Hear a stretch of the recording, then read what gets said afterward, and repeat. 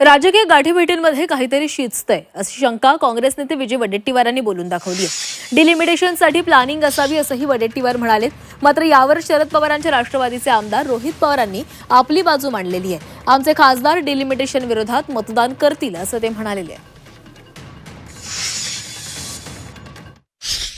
ते विकासासाठी भेटत असतील तर आमच्या शुभेच्छा आहेत। आता डिलिमिटेशनवर त्यांची भूमिका काय आहे आज बोलणं उचित नाही, पण खूप दिवसापासून पवारसाहेब भेटले त्यावर चर्चा झाली, मग तटकरे भेटले त्यावर चर्चा झाली, पुन्हा सुप्रियाताई भेटले त्यावर चर्चा झाली, पुन्हा जाऊन प्रफुल्ल पटेल भेटले त्यावरही चर्चा झाली।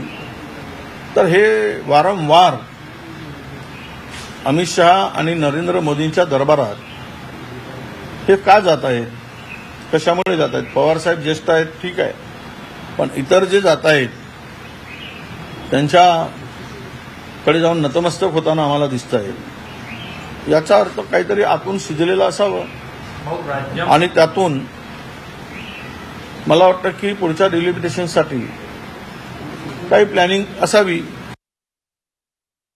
माझा विश्वास आहे की आमचे सर्व खासदार आठही खासदार डिलिमिटेशनच्या विरोधात त्या ठिकाणी मतदान करतील। कोणी अनुपस्थित राहणार नाही, उपस्थित राहून डिलिमिटेशनच्या विरोधात मतदान करतील। 50% असू नाहीतर काही वेगळं असू, कारण डिलिमिटेशन हे फक्त नाव आहे। जसे वॉर्ड फोडले जातात, प्रभाग फोडले जातात, तसंच लोकसभा मतदारसंघ आणि विधानसभा मतदारसंघ भाजपने 2016 पासून त्याच्यावर काम केलेलं आहे। 2011ला जे अधिकारी डिलिमिटेशनमध्ये इन्व्हॉल्ड होते त्यांना आता त्यांनी पगारावर घेतलेला आहे आणि उद्या जाऊन जसे वॉर्ड फोडले तसे जर लोकसभा आणि विधानसभा फोडायला लागले तर मग मात्र त्या ठिकाणी लोकशाही या देशामध्ये राहील असं आम्हाला वाटत नाही। मला वाटत नाही की माननीय पवार साहेबांच्या नेतृत्वाखालचा राष्ट्रवादी काँग्रेस पक्ष कोणत्याही परिस्थितीमध्ये इंडिया ब्लॉकच्या विरोधात जाऊन भूमिका घेतील किंवा एनडीएला मदत करतील अशी भूमिका घेतील असं मी खात्रीनं सांगतो। मला वाटत नाही।